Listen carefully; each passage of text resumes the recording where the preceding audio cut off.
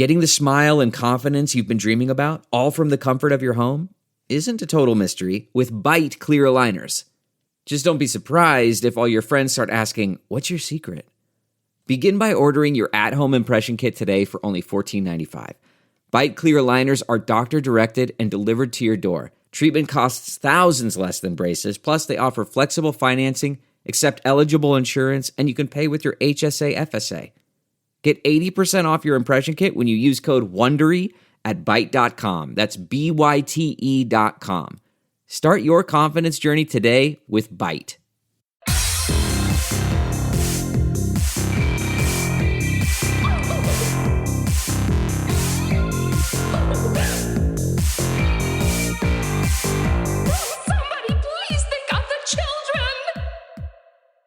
And welcome back to Scarred for Life, the podcast where we open up old wounds by looking back at the films that scared us as kids. I'm Terry. And I'm Mary Beth. And each episode, our special guest or guests bring with them a movie that traumatized them as a child. This week, our guests are Anna Halberg and Spenser Cohen, the co-directors and co-writers of Tarot, which is out now in theaters. Welcome to the show.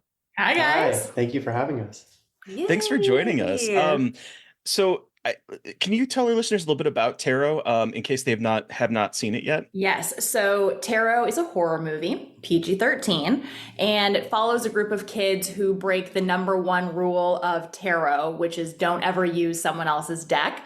They find this deck at an Airbnb, they use it, and it's a cursed deck, brings the cards to life, and now they need to try to escape their fate. Yeah. So how did you guys get involved with this project? How did this project kind of come to be? Yeah. It's so weird because we're in the same Zoom space right now, and we're normally like looking at each other in a box.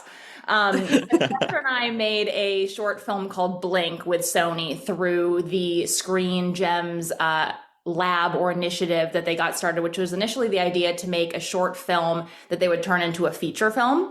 And even though Tarot isn't the feature version of Blink, it did give us a great introduction to working with the studio, and we really got along creatively. So we started kicking other ideas around, and they had been wanting to do something based in astrology, a horror movie. And so Spencer and I didn't really think there was anything that was that inherently scary about astrology, but what we have always thought was scary were tarot cards and the idea of tarot readings. And so we went away and we kind of brainstormed and we thought about how we could marry these two things together, and we came up with the idea that eventually became the movie. Okay. Ooh, that's cool.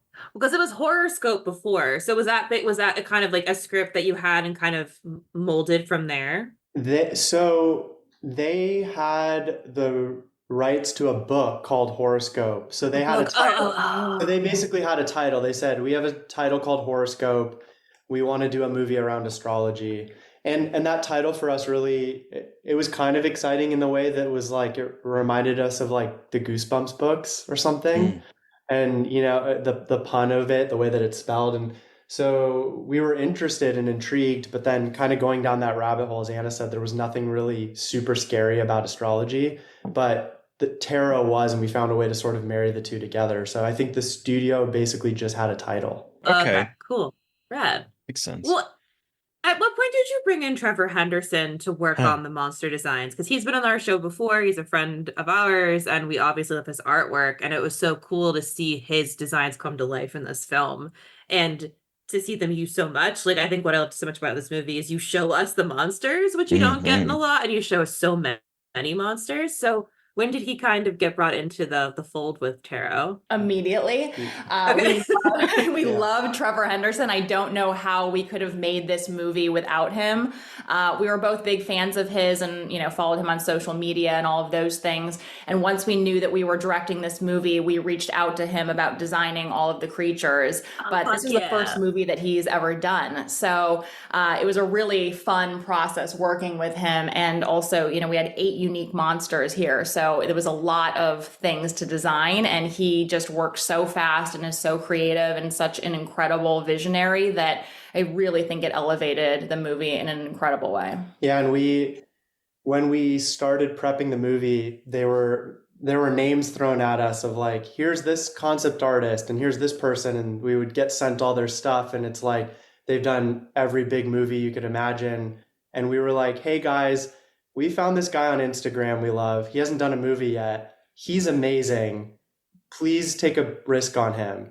And it wasn't like maybe the easiest choice, but we said we don't want to meet with anyone else. And we sort of drew a line in the sand.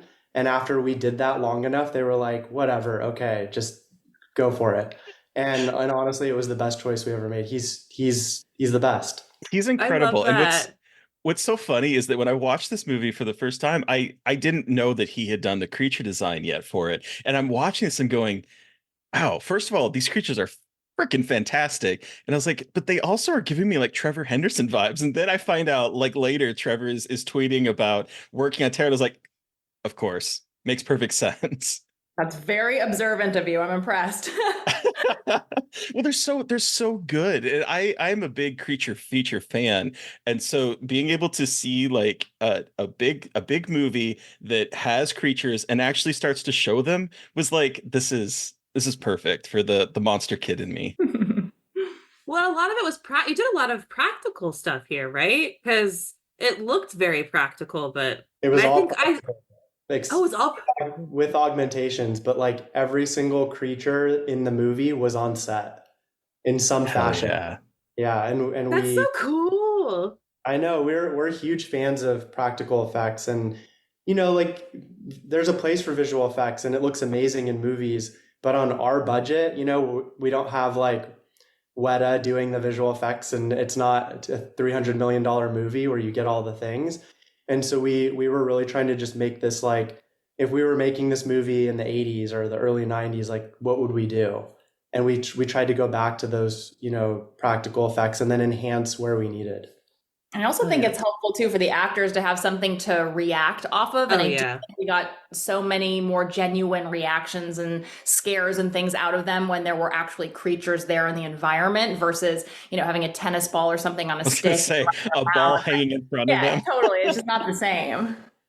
That's awesome. Yeah. Well, so, and this brought me, it's funny that you mentioned like sort of the 80s and 90s, because this kind of brought me back to the kind of the turn of the century aughts horror with like, where it's teen centric and it's sort of giving me that as well as like a little Final Destination vibes to it.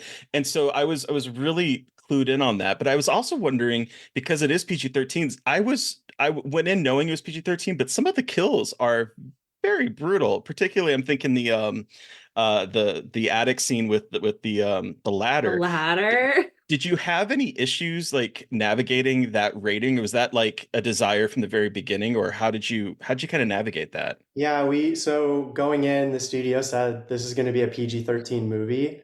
And I think the problem sometimes with movies is people will go in knowing it's PG-13, but then really want to make an R. And then they ultimately have to cut it all down and the movie suffers because of it. So we went in embracing the PG-13. We're like, we grew up watching fun PG-13 movies. Let's embrace that. If we were 13 years old, what would we want to see? And so we wanted to make a movie that was, scary, but had a lot of power suggestion. A lot of it plays in your imagination. So it's not super bloody and gory, but I think you feel that it is in a way because of the way it's cut and the way that it's sort of put together. And like you said, too, the title used to be Horror Scope and now it's Tarot. So there's something kind of fun just in the title. And we really wanted to lean into that concept. And I don't think there's ever been anything that's particularly scary for Spenser and I about blood and guts and gore. We like watching those movies. They can be fun, they can be scary. But when we're making something, like Spenser said, it's that power of suggestion and kind of the tension and the buildup and the crafting of those sequences that really terrifies us. Oh yeah, that's awesome.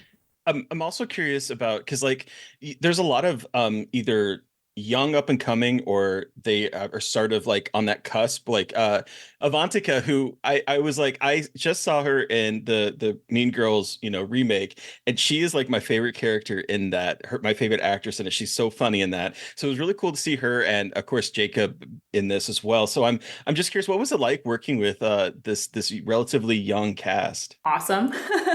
It was so fun.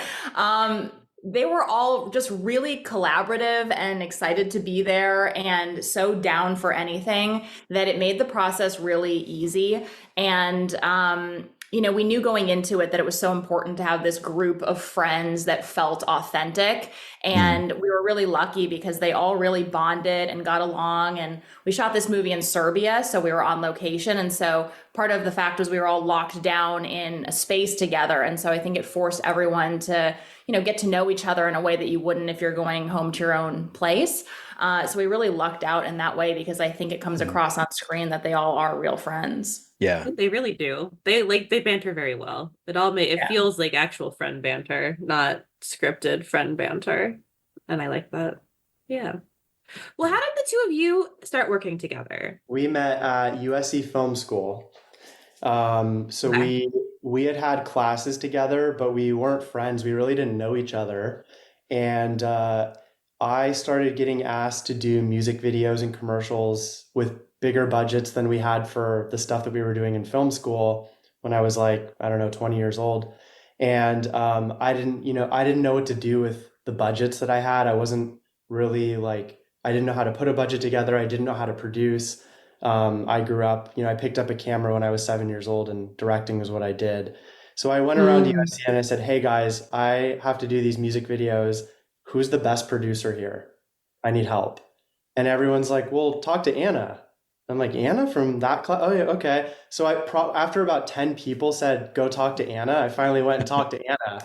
I was like, hey, I got this music video for this person on American Idol. I don't know what to do. I need your help. And she was like, let's do it. And I knew in prep on that music video that we would work together forever. I was like, it took me that long to find someone who genuinely was like my work soulmate. And it's been the best ever since. So Work soulmate, so nice, Spence. Wow. That's amazing. That's so good. Cool. And now That's so you're made fun. a scary ass horror movie together. That's so neat. So did you both grow up horror fans? What were your introductions to horror? I was a massive I was scared of everything as a kid, Okay. terrified. I had nightmares my whole childhood. And part of that is that I had two older brothers. And so when I was 6 or 7, when, my parents would go out, their way of babysitting me was putting on Predator or something like that. Yes. So I was exposed to things that you're probably not supposed to see at that age.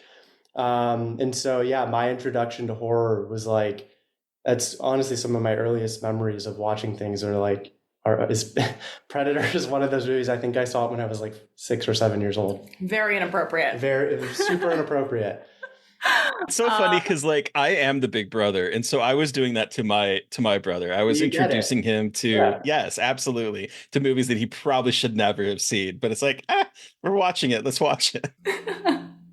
I'm the opposite. I did not grow up watching horror because I was not allowed to, and it's because I was a total fraidy cat. I watched the beginning of Who Framed Roger Rabbit when I was a kid, and there's a shoe that gets dipped into acid, and I lost my mind. And I remember my dad going back to the video store and flipping out at the poor guy who rented the movie, being like, this is not for children, so upset. And so after that, I think they were like, this child is very sensitive and cannot watch anything scary. So I wasn't allowed to watch a PG-13 movie until I turned 13, which I think horror scarred me for life because I remember a kid having a Halloween party and everybody from school came over to his house to watch Scream. And my parents found out that they were watching it and I wasn't 13 yet. And so they called his parents and they said, Anna's not allowed to see this movie. So I had to sit in the corner with my back facing the TV. With the kid's mom, while everybody else was cuddled on the couch watching this movie. And so I was I think that made me go, you know what, when I get older, I'm going to watch all the horror that I want and I'm going to make these movies because it was, I was sheltered from it for so long. I had a very different childhood. I got sent home, I think in 2nd grade or 3rd grade, because for Halloween, I had my brothers roll our car over a t-shirt. So there were tire marks on it. And I poured blood all over me and went into class and was sent home. So very different childhood than Anna. That is amazing, Spencer. That's I never heard that amazing. That's messed up. I just remembered it. That's incredible. Wait, but I can't believe you still went to the party and then just like Blair Witch style sat in the back of the party. Like, Isn't why that did you, awful? like, why did you even go? Well, I found out when I got there that my parents had called, so I'm so excited to watch. Oh, you didn't. And then the mom Oh, was like, "Oh, by the way, I spoke to your parents. You're not allowed to see this film." And I'm like, "Wait, what?" And so I sat with my back to the movie and I could hear it going on and everybody like screaming and shrieking. And like every once in a while I'd look over my shoulder to kind of like catch a glimpse as I'm playing Uno or whatever with his mom. It was so awful. childhood is the worst. I know it's great, but damn, some of the defining moments of childhood are truly horrific. Like, what the By the way, I probably would have been freaked out watching that movie, but still, I think it would have scarred me in a different way. rather than having to just hear it. Yeah, I can't imagine actually hearing Scream because there are some like awful sound design in that. Just whether it's like the opening sequence or all of like any of the moments in it is very. I can't imagine not seeing what's happening and just hearing that because I think your mind would create something worse than probably what was on screen. Wasn't great, guys. Wouldn't recommend. So is that when you started getting into horror? Did you start really watching it like when you turned 13 and did you like just dive into it? Yes, definitely. And started digesting it. I mean, I couldn't watch any PG-13 movie until I was 13. So I watched Clueless like much later because my parents turned it off at sleepover. Like, so then I was really like, you know what? I'm of age. I'm allowed to do this. And that's when I really started consuming everything I could. That's amazing. Do you both still get scared as adults when you watch horror movies? It's hard. It's sometimes trying to think of like the last thing that really scared me. I feel like a lot of times we will know where things are going. I'll scare myself sometimes than like a movie. Like I'll wake up and I'll hear a noise in my room and then my imagination kicks in and that'll be scary. But I feel like there's definitely been things I've seen, like It Follows, I thought had some really scary moments in it. Talk to Me, I thought was great Talk and to Me super was original. great. And Yeah, I mean, we do. Yeah, we do. Cool. Yeah. Yeah. Those are definitely, I love Talk to Me. Oh, I need to watch that. It's so good. So good. It's so good. Okay, so we've talked about tarot and your horror history, but what film did y'all bring for us to discuss today? Jaws. So in Jaws, if anyone isn't familiar, hopefully you are, when a killer shark unleashes chaos in a beach community off of Cape Cod, it's up to a local sheriff, a marine biologist, and an old seafarer to hunt the beast down. So this is like a classic movie to scar someone for life. But I want to know, I think this was your pick, right, Spenser, initially for this. So take us back. How old were you when you saw this? How did you see it? Why is this your horror story? I want to hear yours and then also Anna's relationship to this movie. So I think I trauma blocked when I actually saw it, but I had to have been between 5 and 7. Oh, wow. Okay. Okay. And I remember, so my uncle has a beach house that we had gone to when I was a kid that was like right on the water up near Santa Barbara. And I had seen the movie right around the time that we were going up there. So I just remember going to the beach and everyone was in the sand and in the water. And I did not go in the sand or in the water. I stayed in the house and looked at everybody from the balcony as a 7-year-old kid. So the movie really did something to me. And even today, if I just drive past the ocean, I'm just like, there are sharks in there waiting to get me. And I can't not think about that. So is it just the overall like feel of the movie, or do you remember specific scenes that just got you as a kid? The thing that I really remembered was that fear of, it's the POV of the shark.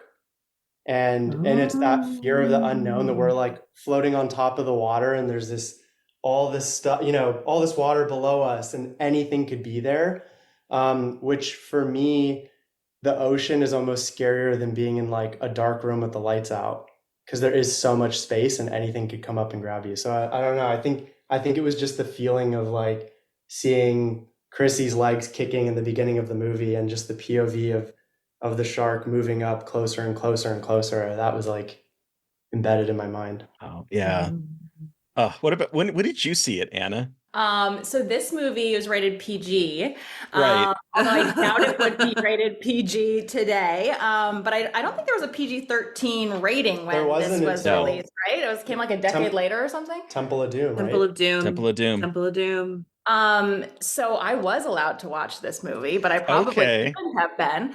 But I grew up in Minnesota, which is the land of 10,000 lakes. And so we spent almost every weekend going boating. And I just remember seeing this movie and then going out on the water, and I would go inner tubing where they're like pulling you behind the boat. And I wouldn't want my feet to touch the water, because that scene when Chrissy dies and she's out there just thrashing about and screaming and no one saves her, I was like, if I fall off this inner tube, even though rationally there are no sharks in this lake, I feel like I'm going to get eaten by a shark and then no one's going to save me and I'm going to be Chrissy. It's Chrissy, right? Did I make that up? Am I No, it's Chrissy. Okay. Yeah, Nope, it's it is Chrissy. Chrissy. Yeah. Like for a Yeah, second, yeah. I was like, yeah, okay. That's it. Yep, nope, it is.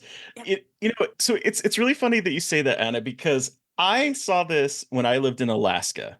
So I lived in Alaska. I was probably somewhere between 7 and 8, I would say, when I first saw this. And this movie fucked me up in so many different ways, because here I am, frozen tundra, frozen land, no sharks, in the middle of the state, so not like on the coast or whatever. But when I would swim in the swimming pool, I would refuse to do a back swim because did not. I thought that Jaws was going to come up and get me, and I wouldn't be able to see it. I was like, I had my goggles on it. I would swim, do the breaststroke, but that was because I could see below me and make sure that no shark in the swimming pool in Alaska would come and eat me. So I understand Everybody that sort knows, of though, like, if you can see the shark, they aren't allowed to eat you. So exactly. Good thing. So I did I not. completely understand that irrational maybe fear of the unknown, just because swimming pool sharks, they could be anywhere. You don't know. 100%. I thought they were going to be my bathtub and my toilet too after I saw Jaws. Like, I 100% expected like Jaws to be coming out of my bathtub, grabbing my butt when I was going to the bathroom in my house, and I thought also that he would, around the time that I saw this, my dad had moved into an apartment that had an indoor pool, which I thought was so cool. But then I saw Jaws and I did not. I was like, the shark is going to come into the indoor pool. So I was convinced that yep. And I was convinced it would eat me. So, yep. All forms of water were ruined for several years for me because of this film. I would not go in the ocean. I was like you, Spencer. I would just like sit as far from the ocean as possible. Isn't it crazy that a movie can make you question going in the ocean? Yes, it's Round nuts. Yeah. Yeah, it's wild. It's nuts. It's true. And so many people too. Like, so many people I feel like have a version of the story with this movie. I feel like. I mean, all of us have a version of the story of like, nope, we were not going in the ocean. Absolutely not. But I have now swam with sharks, so now I've overcome the fear. You did swim with sharks? Were you in a cage or were you no? Wow. Well, and they were nurse sharks and hammerheads, so they weren't like great whites or anything. But yeah, I only have done that once, but I don't know that can be considered like swimming with sharks. I swam above them. Okay. So yeah.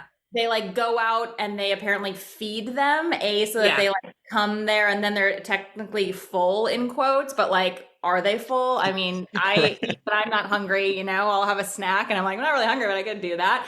So I swam like above them and I'm like, okay, I think that's good. We did it. And then I went back in the boat. Can I share my sob story though? Please. So Oh no, I back forgot in about early this. back in early 2000s, one of my friends was in the military and was stationed in Hawaii, and so a couple of us were like, let's go hang out at her house and go visit Hawaii, right? So we go there and everyone's like, what do you guys want to do? What are some of the sightseeing things you want to do? And I just said, I want to go. They have like a shark tour where you can go out there. They have like a floating cage in the ocean, and they'll drive out in a boat or pilot out in a boat, and you get in the cage and they'll chum the water and you'll see some sharks. And so that is the one thing I wanted to do the entire time. And it was very windy. And so the only time we could do it was the day before we left. And so We get on there with a group of people. It was me, my three other friends, and two other people that we didn't know that were just along that were also doing it, right? And we get out there and we're by the cage, and it has like these giant openings, but it's plexiglassed over. And so we're out there, and I'm like, I can't wait. I can't wait. And they were going to put us into it two at a time. And my friend that I was going to go with, she was started to get like a little bit of cold feet. She's like, can we go last? And I was like, okay, sure, we can go last. And so my first two friends went, and then the other people that we didn't know got in there, and she panicked and she kicked out the plexiglass. No. Excuse me? Yep, she kicked out the plexiglass, and they had no more plexiglass on the boat that we were out there with. So the one person that wanted to go do this and swim with sharks was not able to because it was a safety hazard. No. So every single time someone talks about like going to swim with sharks, like Mary Beth, when she brings this up, I'm just like, it makes me so sad because that's like the one thing I wanted to do. No. Well, I feel like, look, you still have a lot of time that you can make this Yes. happen. We're going Yes. to make it happen. Your time has God not damn it. passed. God damn it. It's so funny though, because like I have severe arachnophobia. I cannot stand seeing spiders whatsoever. But I want to get in a cage in Australia and see some great white sharks. Like there's something, what is this? I don't understand. A spider this size? No. A giant shark that could eat me in one gulp? Bring it on. Oh, spiders are the worst. They are. Truly. That movie's terrifying. That movie Oof. ruined my childhood. Arachnophobia. Yeah, talk about movies that have Oh. scarred us. Yeah. Me too. That That's- movie. yeah, absolutely destroyed it. And the 90s It, the ending with the spider, just With like the giant spider. too many spiders as a child. Yeah.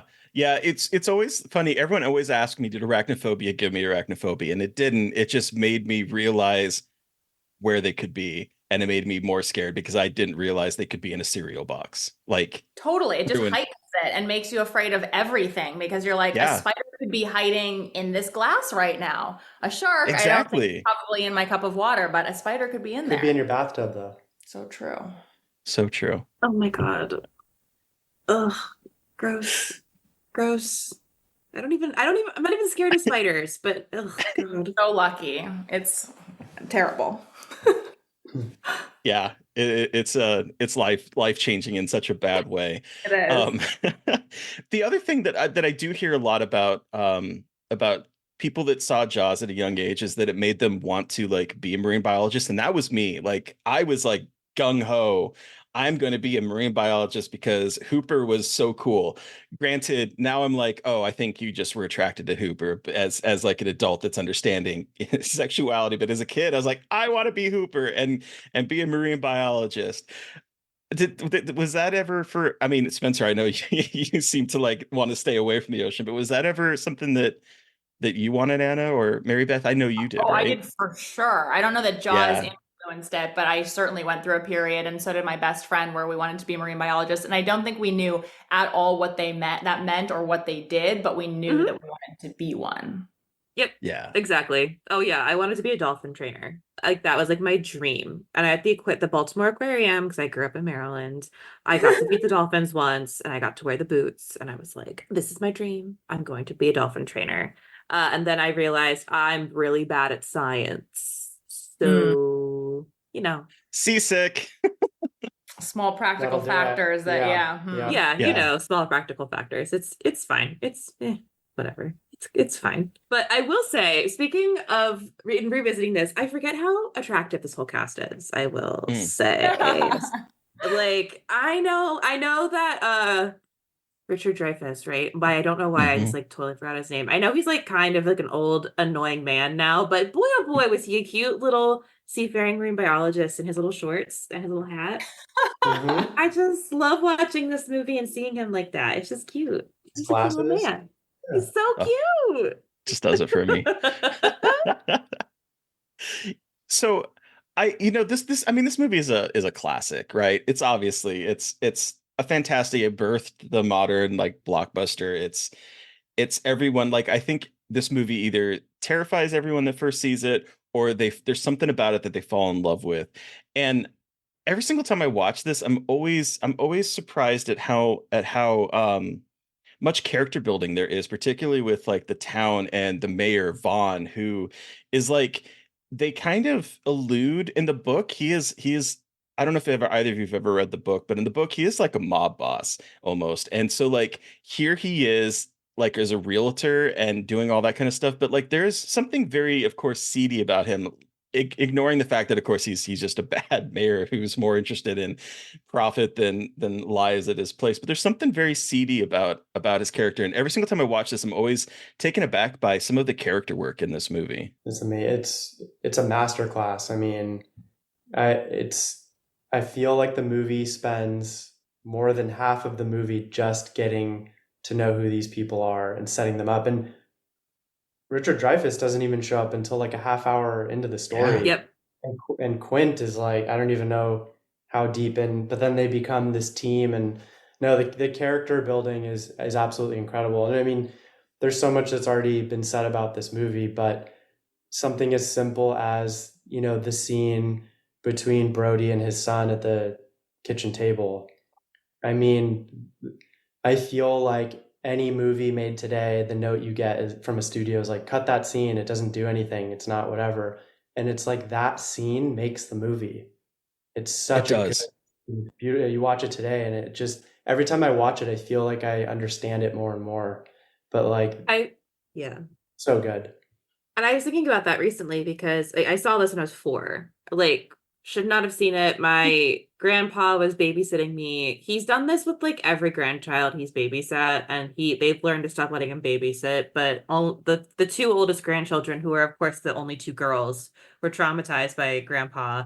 I with Jaws, my cousin with Saw. I'm not really sure who. I think she got it worse though. I think she got it way worse than I did. Yeah, that's a whole other ridiculous story. My grandfather should not be in charge of children. Anyway, he showed me Jaws, and he was like, yeah, I think the PG ratings, like, it's not a scary, he didn't think it was a scary movie, because he saw it as an adult, and I'm watching it being like, excuse me? Like, absolutely the fuck not. And watching it throughout the years now, I just find even more things to love about it and connect with it. And the most recent time I've seen it was I kind of got, not cry, but like teary-eyed at that part with his son, because, you know, just thinking about how this is not just a story about a monster shark. It's a story about a guy having like a crisis. It's about a guy trying to be a dad. And I think there's a lot of really cool things going on in this script that you get every time you watch it. And it, you know, obviously is known for all of the shark stuff, but it's also so well constructed outside of the shark stuff as well. And really hypes up those stakes in a way that makes this feel so real. Yeah, and makes you care too, because you're invested in all of these people. So if it were just about the sharks, I don't think you care as much if something happens to them or these people's lives are in jeopardy. But he did such a masterful job of creating these characters and the relationships between them that you are really invested. Yeah, and I think I'm glad you bring up the scene with Brody and his kid, because that is literally, I have taken every single time I've watched this movie, and if I've had to take notes, that is a scene that I definitely clue in, because I love that it comes after the moments of where the woman loses her son, and she comes up to Brody and she slaps him and said, "My boy is dead. I wanted you to know that." And so we have that kind of in our mind, and we get eventually to this scene, and he's like, the quote I wrote down this time was, "Give us a kiss. Why? Because I need it." And it's just like this. It's so tender, and the way in which they sort of, you know, play kind of almost a Simon Says mimicking game beforehand. It's a perfect scene that I think really kind of ties together the internal struggle that he's having as both a police officer and a father, and trying to keep everyone safe, but being kind of unable to because of politics and the town. And in perfect Spielberg fashion, it's done completely visually, which is so hard to do. I mean, there's a couple lines of dialogue, but most of that plays with just them looking at each other and John Williams' score, which we'll talk about later, because Jaws is not Jaws without that music. But if you turn the music off and watch that scene, it's still moving. It's so visual and it's so brilliantly shot. Yeah, and from a character perspective, like that line you just said, you're saying so much with so little that like we don't need to go into all of what he's feeling and what he's going through, but we know that he's going through a lot. And also, I just love hearing a dad say he wants something from his kid because he wants, you know what I mean? Like, so often in these, like in that era of film, it's like tough dad, and they make him a soft dad, and I love that we get to see. I always get his name, Roy Schneider. Roy Scheider, yeah. Scheider. I always think I'm Schneider. I always get it wrong. But just to see him play like that kind of tough but soft character is just it's a treat to watch, I think, whenever I see this movie. I appreciate it even more each time. Same. Yeah, another character moment that I absolutely love is when Brody and Ellen, his wife, are sort of like chatting, and he wants the kids out of the boat, right? Because he's terrified of the water, and she is like, they're having a conversation, and she's just casually flipping through the book on sharks, and she sees one where like there's a picture drawing of a shark breaking like a hole into the boat, and she's just like, get out of the water. Like it's such a funny moment that like again has a lot of visual storytelling, because she sees it and she's like, nope, you're right. We can't have him in the water. And Also, I just she loses her mind. yeah, exactly. Even the start of that sequence, I think it's like a wide shot of Brody sitting in the living room looking at the book, and she comes and sits next to him, and he's kind of so on edge, he doesn't know she's there. And she tries to say something, and then he like jumps, and they both start laughing. They and it's both just startle, a real human moment. But like if you take that out, like today, I feel like she would sit down and be like, "What are you reading?" And they would just go into, someone telling you, or it was just such a real human moment that was captured again, just completely visually, and felt so organic. Yeah. Also, they are maybe the best and hottest married couple in movie history. I love their dynamic in this movie. I just had to say that. Anyway, going from hot couples, let's talk about the music though, because I know that Spencer, you mentioned the incredible score that obviously we all know and love so much. Tell me about John. I feel that John Williams has done more for movies in the last 50 years than almost any other human being on the planet. If you close your eyes and you think of the Harry Potter theme or Jurassic Park, all of a sudden you see the waterfall, you see the you're there. How can music do that? And it's not with every composer. He has this ability to transport you. And I think when people talk about Spielberg's movies, and Spielberg is an absolute genius, but there's an element of his movies that's John Williams, and John Williams is a genius, and he's an incredible filmmaker and a storyteller who's playing subtext. And I don't think people they talk about him in a sentence, oh yeah, the music was great in Jaws, but it's like, no, Jaws is the music.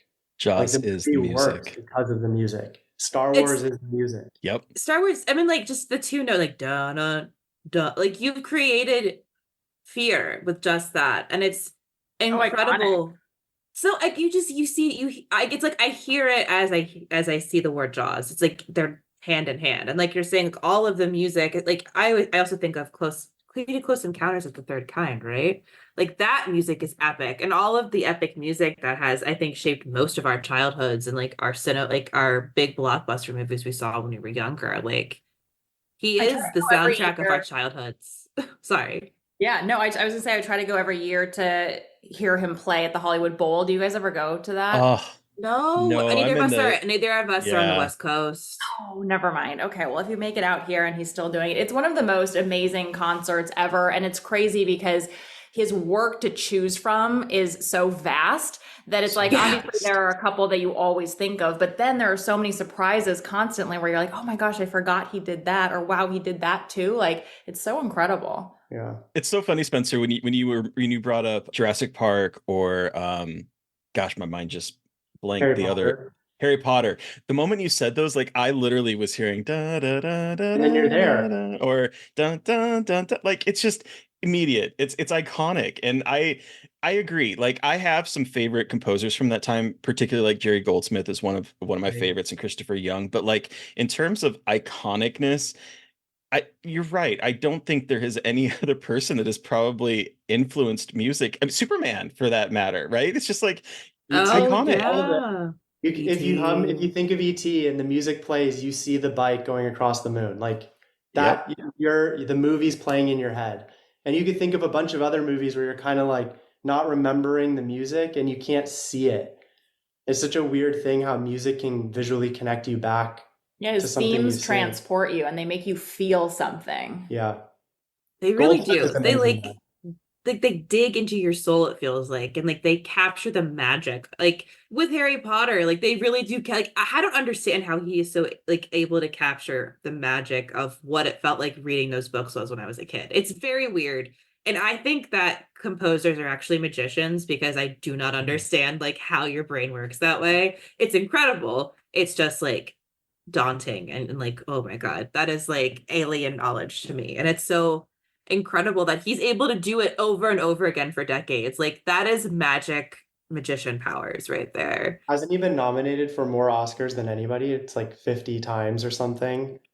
I mean, I I'm would he's not be probably surprised. I'm scrolling through his like all of his filmography and I'm like, Jesus, Mary Joseph, insane. this is everything. Like, how do you have time to do all of this? And Once every again, one of them is a masterpiece. There's not one where you're like, yeah, that was okay. It's like, no, he knocks it out of the park every single time.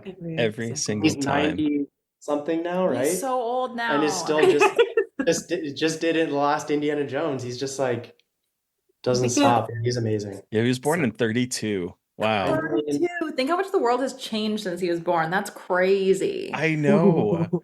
I think about that sometimes. I'm like, what is the world going to look like when I'm old? Like, what is that going to be like? And then I freak myself out and I'm like, oh, this is too existential. And then I brought it here to the podcast, of course. Wow. Accenture Dread join loves me. company, right? I guess so. I guess so. You But know, I do have to. Oh, oh, sorry. no, please go ahead.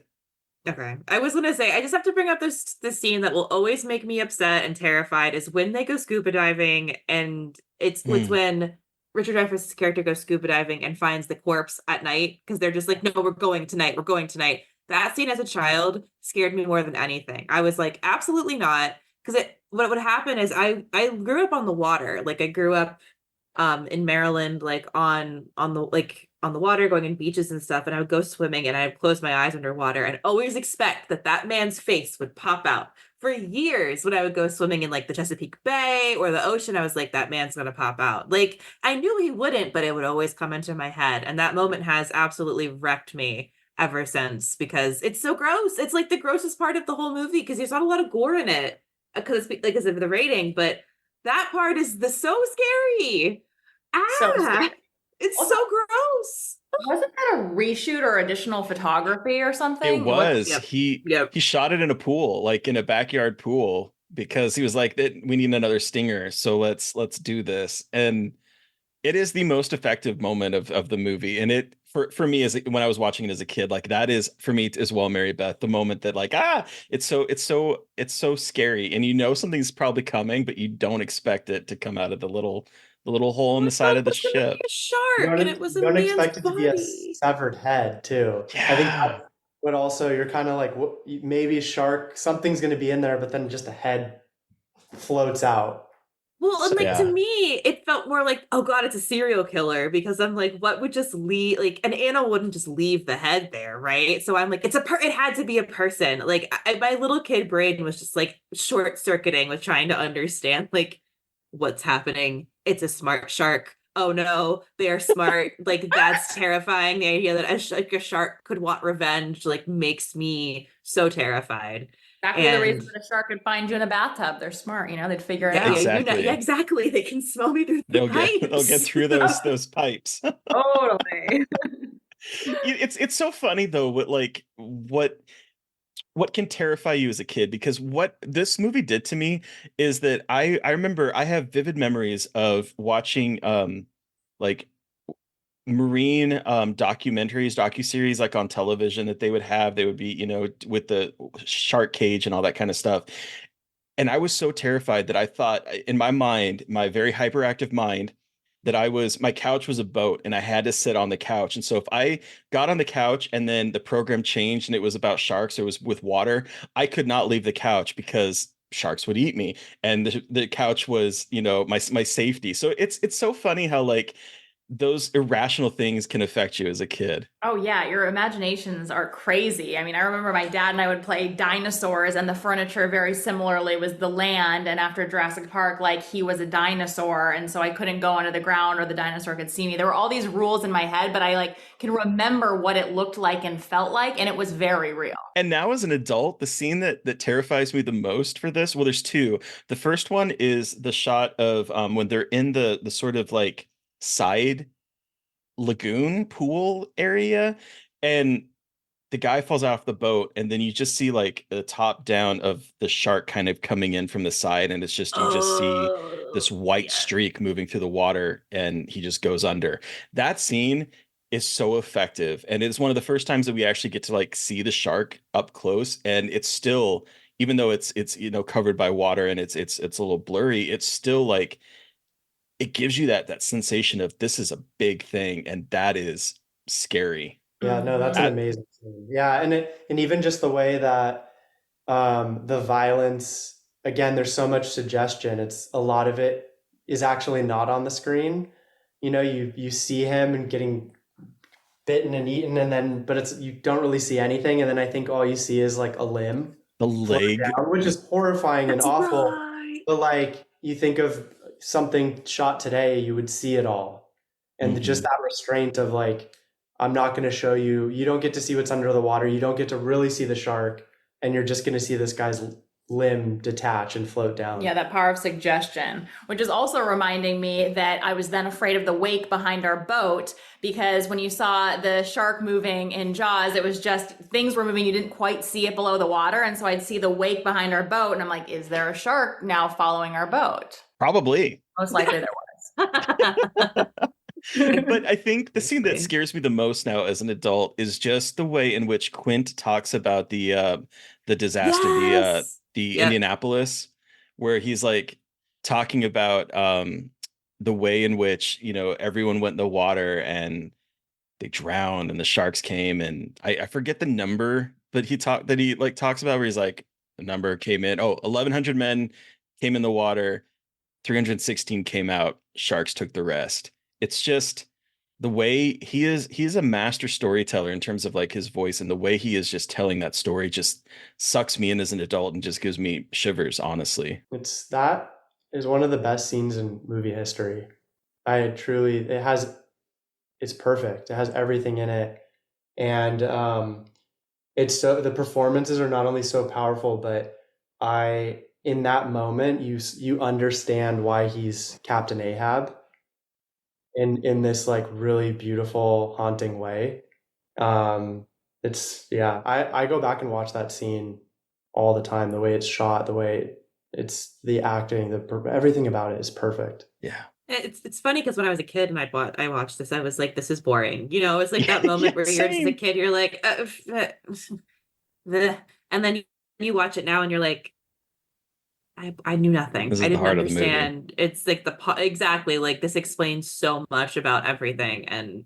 But again, going back to what I was saying before, it's so cool being able to rewatch these movies for the podcast, even if it's something I don't rewatch often, to really track like how much your perspective changes as you watch more and more. It's kind of cool to see that and track that. It's weird that Jaws, I think, will be 50 next year. It's a 50-year-old movie. And sometimes movies made 5 years ago don't hold up. And it's like, how does this movie transcend time? Like, I never watch it and feel like I'm watching a movie that's old. All of it works still. It just perfectly holds up. Also, it's annoying that Spielberg was so young and was able to make a movie that's this good. I know. I don't think it's fair. It's not appropriate. Like, no, it shouldn't be allowed. You can't be that good. It should have been a disaster. And it wasn't. Like, just like the making of it, even with the fact that he's young, like even taking that out of consideration, the fact that, it's just like, yeah, we're going to film on the ocean. Yeah, we're going to have the shark. Yeah, we're going to do all of this. Like, how did this not turn into an epic failure? Yeah. It's like the Mozart of movies, like this little prodigy. There's nobody. It's also So we're coming up on the 50th, but also it's so weird talking about this movie right now because Susan Backlinie, who played Chrissy, just passed away May 11th. And she was I think what was that, 77. And so what an iconic moment. And I was looking at her Wikipedia page, and what's funny is that like it says that later in life she was a computer accountant and she was a popular presence at Jaws Fest events and enjoyed scuba diving, including on the coast of Australia where she fearlessly swam with sharks. Icon. Icon. Love Yep. her.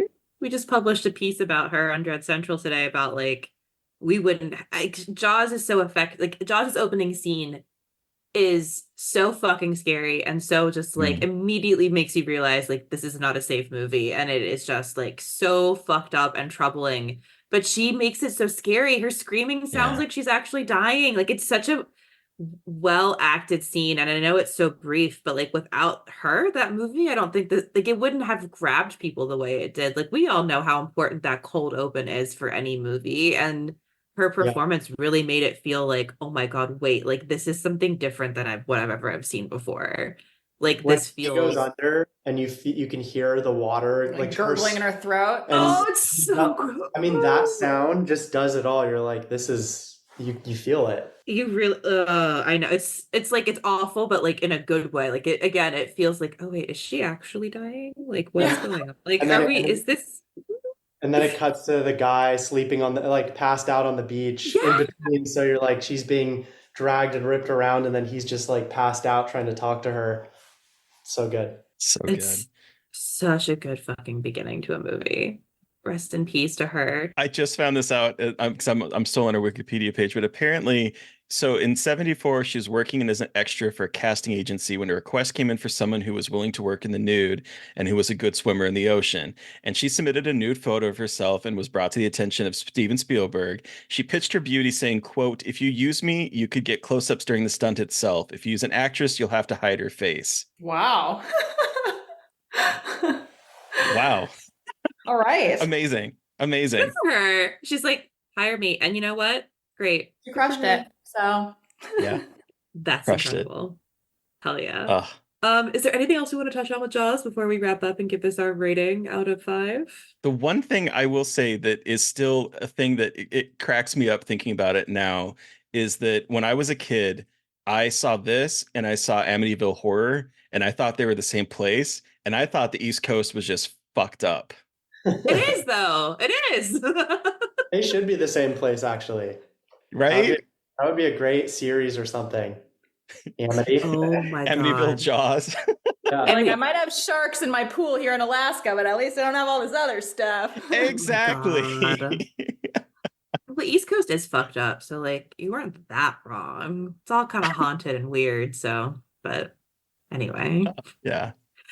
All right, Terry. Well, I know we've discussed this in the podcast before, but it's been a long time. So I'm sure it hasn't changed because you are the aquatic horror aficionado here, but how many bigger boats out of 5 do you give Jaws? This movie made me an aquatic horror fan, and that is my favorite subgenre of horror. If you give me anything aquatic horror, I will be watching it, good, bad, or ugly. I am going to watch it. And it's because of this movie, and it's because of the kind of allure, because it made me want to be a marine biologist, but also the horror because I didn't want to leave my couch because the sharks would eat me. So it's such a I don't know how to talk about this movie without being biased. This is 5 bigger boats out of 5 for me. It's 10. It's a million. It's unquantifiable for me. This is me to a T. This is my kind of movie, and it's done so perfectly that no other aquatic horror movie, in my opinion, can touch it. It's perfect. So what about you, Mary Beth? Yeah, I'm pretty similar. This movie changed my life. It's probably the reason why I got into horror eventually, because I was scared but kind of liked it and was like, mind this, and then kept going and going, and now here we are. But it's just, it holds up so well. I love it every time I watch it. It's a movie that I'll almost always say yes to when someone's like, hey, do you want to watch Jaws? I'm like, absolutely, yes, I do want to watch Jaws. So classic.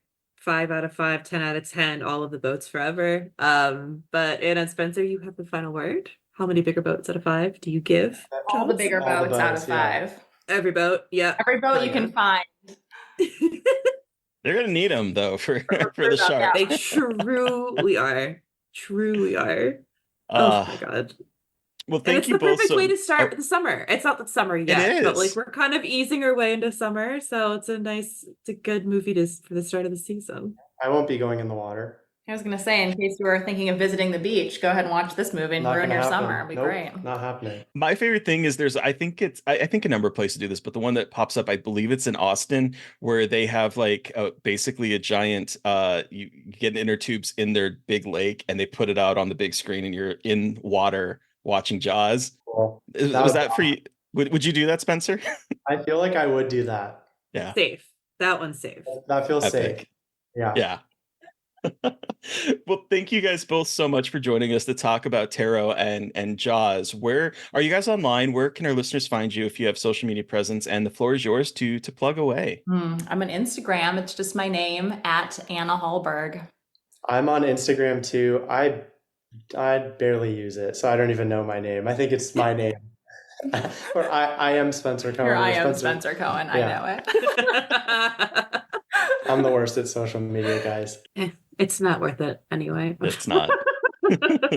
And of course, Tarot is in theaters, so go see it, y'all. And so, listeners, you've heard from us. We want to hear from you. What was your experience with Jaws? You can let us know by sending us an email at scarredforlifepodcast@gmail.com, or you can reach out to us on social media. I am at MB McAndrews on Twitter and at MB.McAndrews on Instagram. And I'm at Gaily Dreadful everywhere. And of course, follow the podcast on social media. We are at Scarred Podcast on Twitter and Blue Sky, and at Scarred for Life Podcast on Instagram. And please don't forget to review, rate, and subscribe. And if you want to help support us, we do have a Patreon. Thank you to Eric Power for our artwork. Thank you to Sean Keller for our music. Thanks everyone for listening. Please stay safe out there. But most importantly, stay creepy. And until next time.